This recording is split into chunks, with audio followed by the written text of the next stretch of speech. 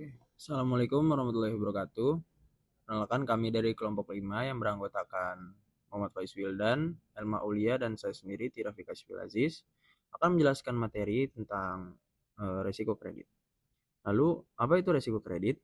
Menurut Bank Indonesia dan OJK pada tahun 2016 mengatakan bahwa resiko kredit adalah resiko kerugian yang ditimbulkan akibat kegagalan pihak lain dalam memenuhi kewajiban pembayaran sesuai perjanjian yang telah disepakati. Resiko ini dapat terjadi karena berbagai faktor seperti kondisi keuangan debitur yang memburuk, perubahan situasi ekonomi, kesalahan dalam analisis kelayakan kredit, atau bahkan faktor eksternal seperti krisis ekonomi dan bencana. Ketika debitur gagal bayar, pihak pemberi kredit tidak hanya kehilangan pendapatan yang diharapkan, tetapi juga berpotensi mengalami kerugian atas dana yang telah disalurkan. Oleh karena itu, risiko kredit perlu dikelola dengan baik melalui proses analisis kredit yang cermat, penilaian kemampuan bayar debitur, serta penerapan strategi mitigasi risiko seperti penjaminan, diversifikasi portofolio, dan pemantauan berkala terhadap kualitas kredit. Oke. Kemudian di slide ini kita membahas mengapa manajemen risiko kredit ini sangat penting. Manajemen risiko kredit menjadi sangat penting karena berperan langsung dalam menjaga kesehatan keuangan dan keberlanjutan usaha. Poin yang pertama ada meningkatkan kepercayaan dari pihak eksternal. Penerapan manajemen risiko kredit yang baik menunjukkan bahwa perusahaan memiliki sistem pengelolaan keuangan yang profesional dan terkontrol. Hal ini akan meningkatkan kepercayaan dari pihak eksternal seperti investor, kreditur, mitra bisnis, hingga regulator.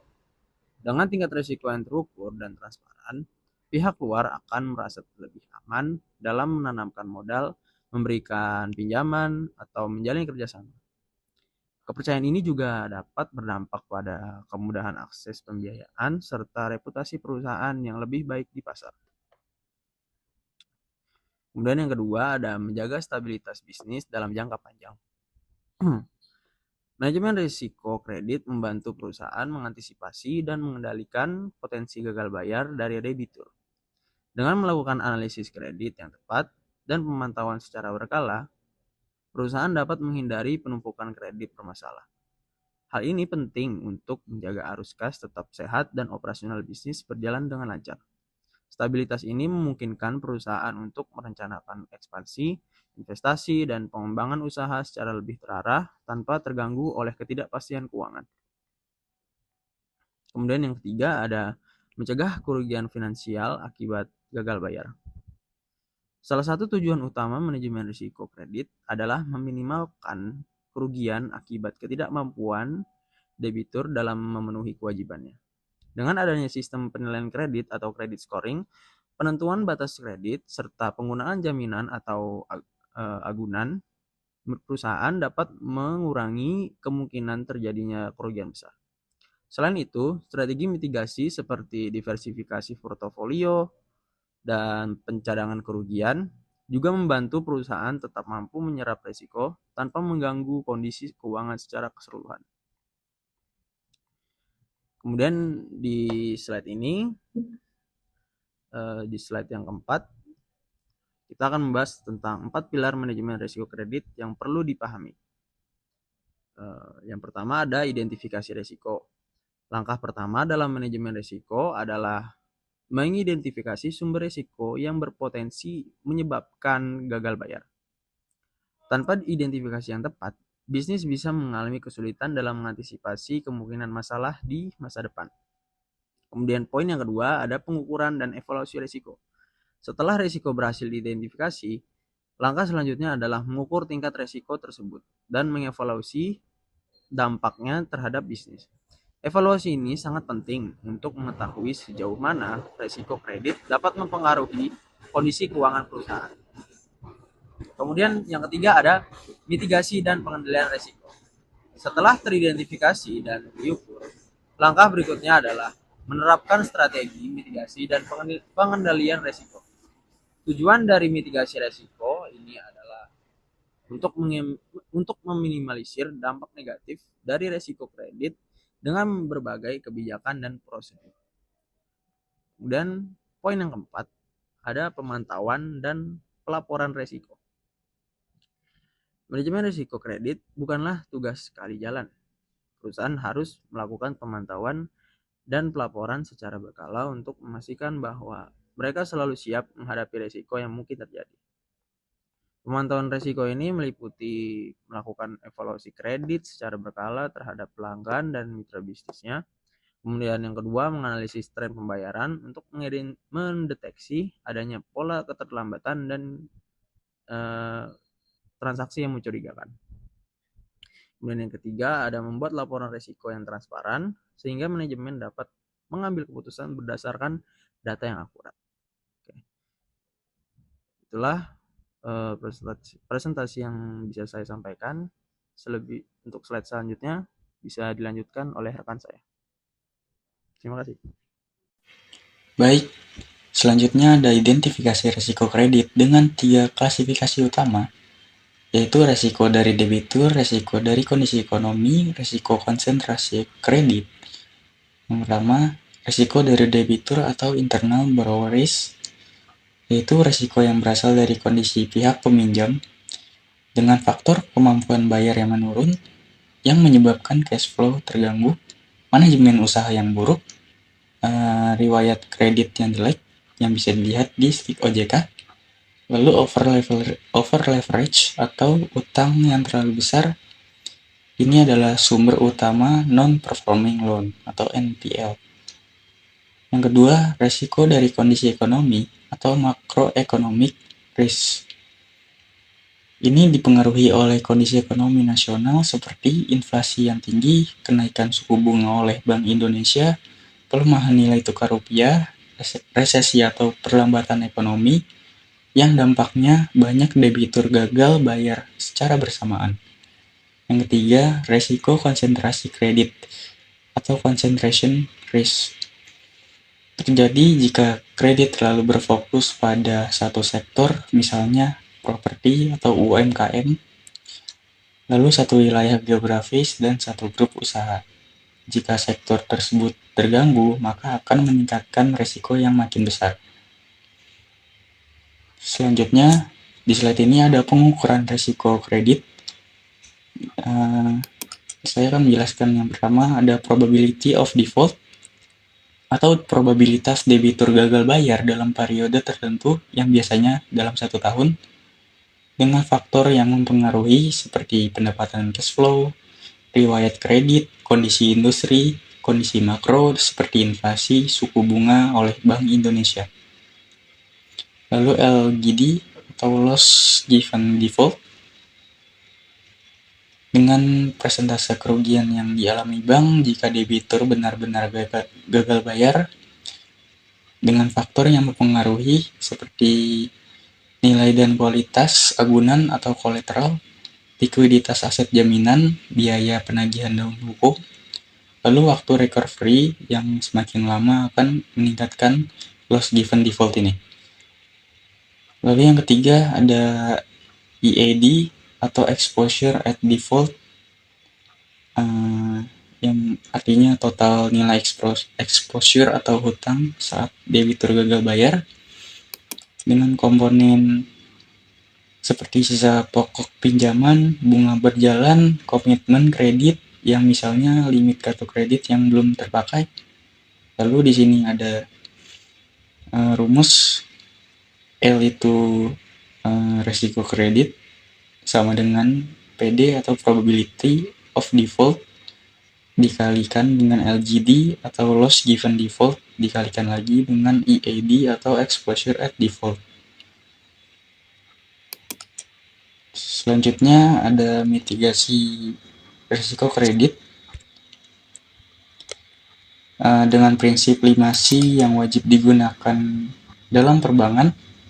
Yang pertama ada karakter, yaitu suatu keyakinan bahwa sifat atau watak dari orang-orang yang akan diberikan kredit benar-benar dapat dipercaya. Hal ini tercermin dari latar belakang si nasabah baik yang bersifat latar belakang pekerjaan maupun yang bersifat pribadi. Yang kedua ada capacity, yaitu dengan tujuan untuk melihat nasabah dalam kemampuannya dalam bidang bisnis yang dihubungkan dengan pendidikannya. Kemampuan bisnis juga diukur dengan kemampuannya dengan memahami tentang ketentuan dan syarat pemerintah. Lalu yang ketiga ada collateral, capital. Untuk melihat penggunaan modal apakah efektif dilihat dari laporan keuangan seperti neraca dan laporan laba rugi dengan melakukan pengukuran seperti likuiditas, solvabilitas, rentabilitas, dan ukuran lainnya. Lalu yang keempat ada kolateral. Nah, kolateral ini merupakan jaminan yang diberikan calon nasabah baik yang bersifat fisik maupun non-fisik. Dengan jaminan hendaknya melebihi jumlah kredit yang diberikan, jaminannya harus teliti keabsahannya, sehingga jika terjadi suatu masalah, maka jaminan yang dititipkan akan dapat dipergunakan secara mungkin. Lalu yang terakhir, ada condition of economy. Di sini dalam menilai kredit hendak dinilainya kondisi ekonomi dan politik sekarang dan di masa yang akan datang sesuai sektor masing-masing, serta prospek usaha yang dijalankan. Penilaiannya dalam prospek bidang usaha dapat dibiayai hendaknya benar-benar memiliki prospek yang baik, sehingga kemungkinan kredit tersebut bermasalah relatif kecil. Lalu di sini ada 3 syarat regulasi. Yang pertama ada pelacakan persyaratan peraturan, lalu ada program audit kepatuhan, dan penilaian risiko hukum. Selanjutnya akan dijelaskan oleh rekan saya. Di sini ada prinsip 3R. Yang pertama ada returns, hasil yang diperoleh debitur dalam hal ketika kredit telah dimanfaatkan dan dapat diantisipasi oleh calon kreditur. Artinya, perolehan tersebut mencukupi untuk membayar keperluan perusahaan yang lain seperti cash flow, kredit lain jika ada. Yang kedua ada repayment. Kemampuan bayar dari pihak debitur tentu saja juga mesti dipertimbangkan. Dan apakah kemampuan bayar itu match dengan schedule pembayaran kembali dari kredit yang diberikan itu. Yang terakhir ada risk bearing ability, sejauh mana terdapatnya kemampuan debitur untuk menanggung resiko misalnya dalam hal terjadi hal-hal di luar antisipasi kedua belah pihak, terutama jika dapat menyebabkan timbulnya kredit macet. Selanjutnya di sini ada pemantauan dan pelaporan resiko. Manajemen risiko kredit bukanlah tugas sekali jalan. Perusahaan harus melakukan pemantauan dan pelaporan secara berkala untuk memastikan bahwa mereka selalu siap menghadapi risiko yang mungkin terjadi.